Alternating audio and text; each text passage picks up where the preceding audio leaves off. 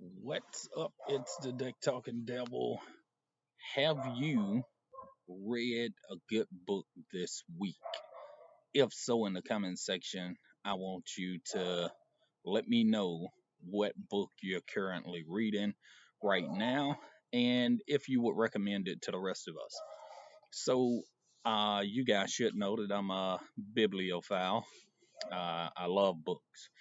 I love reading books, and I honestly hold to the moniker that knowledge is power. So, in light of that, I wanted to start doing very short videos, literally, these really short videos. I know I say that a lot, but short videos where I just introduce a book maybe once a week, do a video where I introduce a book and weigh in on whether or not I recommend the book to you guys. So, if there's something that you think you'll be interested in, let me know in the comment section below. And before I go on to introduce the first book, I want you to go ahead and hit that like button, subscribe, share this video, turn on those notifications so that the next time there's a new video, you'll be the first to know. Have you done it yet? All right.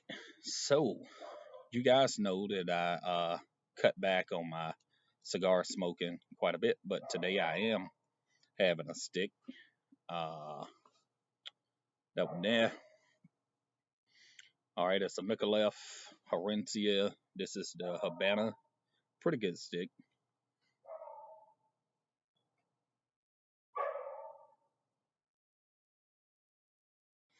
Drinking a cup of coffee. That's relatively cold now.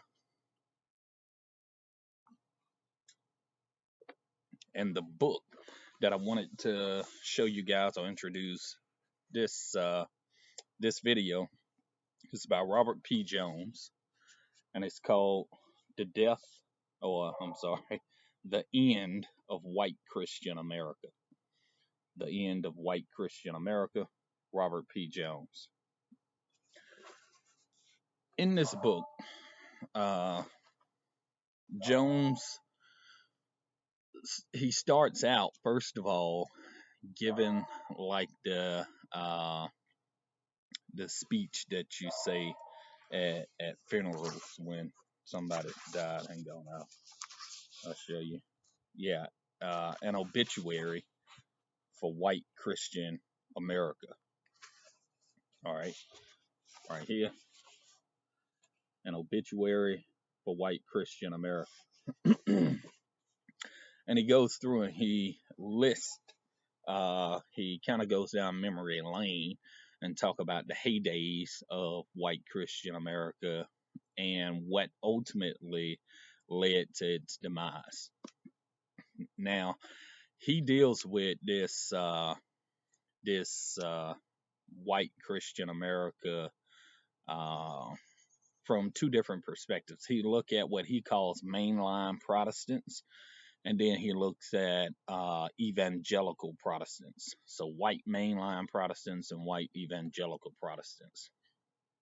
And it's a reason he's looking at those two from the position of whiteness, because of its impact and its cultural, even socio-political position in America. It tends to have always catered to white people, wealthy white in the suburbs. That was pretty much the demographic for it. So that's why he starts out addressing it that way. It's not that there were not black people involved in those Protestant movements. It was just that for the most part, and he even says it in the book, that if you were in charge of anything, like if you were in a position of leadership or power back during this heyday, this period of time that he kind of addresses, and I would say it goes all the way up until 2012, really, uh, when Barack Obama was elected for the second time.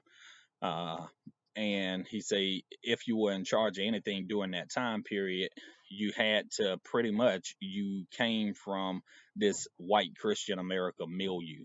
So you were a part of one of those Protestant movements, whether it was that mainline Protestant movement or if it was the evangelical Protestant movement, but you were a part of one of those movements.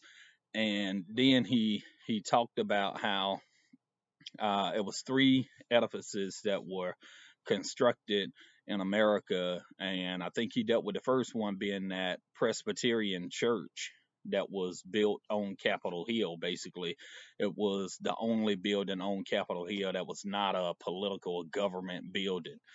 All right, and all of the money that was spent in order to construct or erect that facility in order to sort of be watchmen on guard, to kind of have their eyes and ears open to the political setting so that they could step in and kind of interject, brush shoulders with those people who were responsible for creating legislation in the country and help to guide them to make decisions based on Christian morals and Christian principles.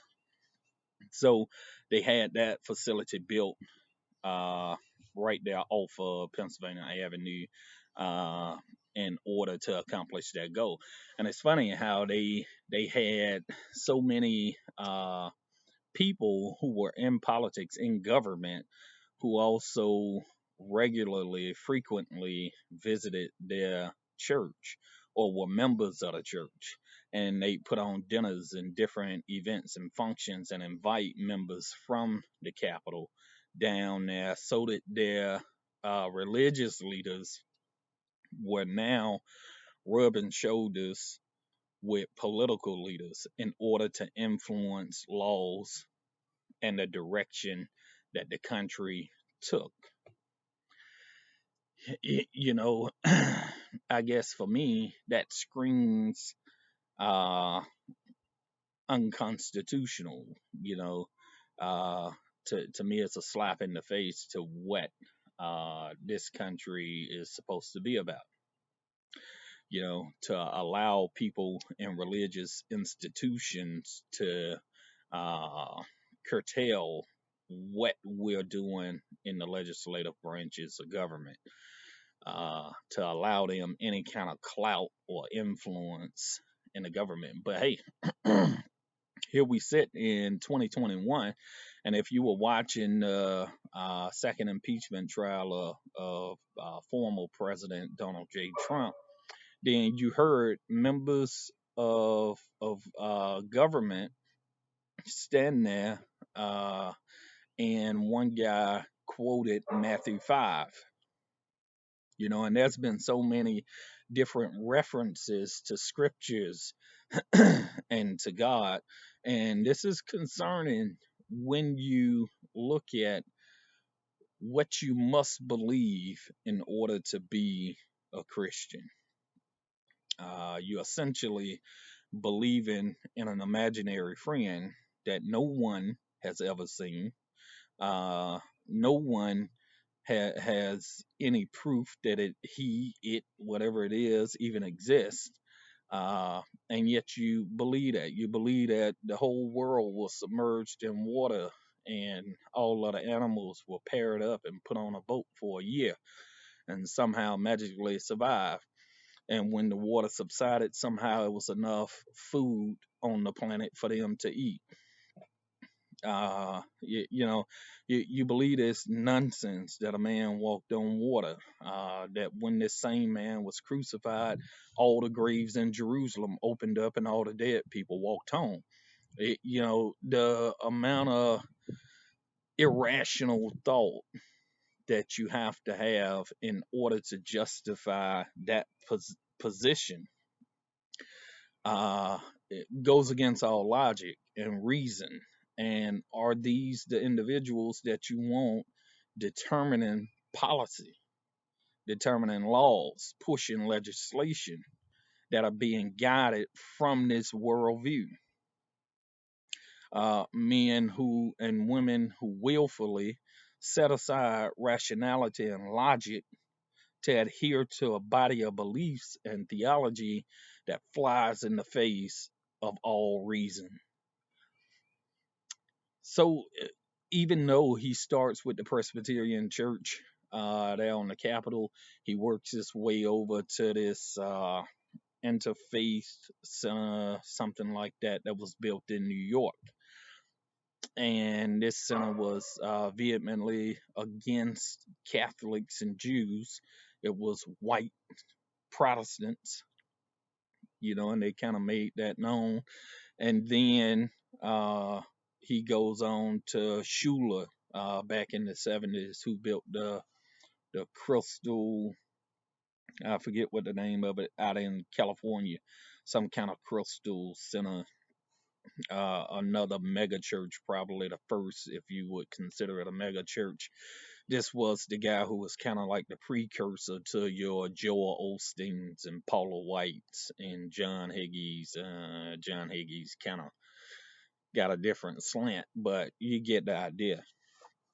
And he talked about how these three different facilities, the one in the capital, the one in New York, and the one out in California, kind of outlines three different stages of death, basically, for white Christian America. He talks about how the population and demographics played into that and how it affected the viability of white Christian America.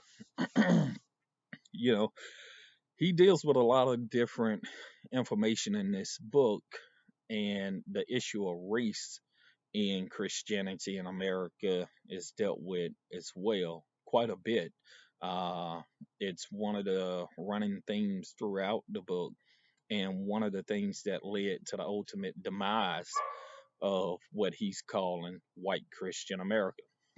So that's not too long video for our first one, just to revisit Robert Jones, The End of White Christian America. Uh, that's the book. You can get it on Amazon. I got mine off of Amazon. So let me know if you've read this book. If you read the book, what did you think about it? Would you recommend it?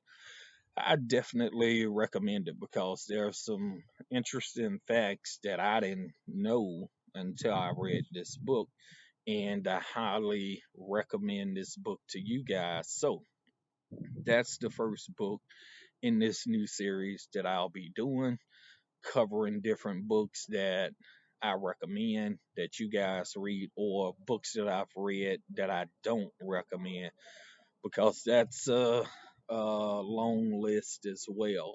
And maybe next time I'll do a video where I'm showing a book that I do recommend along with one that I don't, and giving the reasons for both. So this is the Deck Talking Devil. Thanks for tuning in. Stay tuned. Make sure you subscribe to this channel and turn on your notifications so the next time there's a new video, you'll be the first to know. Until next time, keep learning, my friend.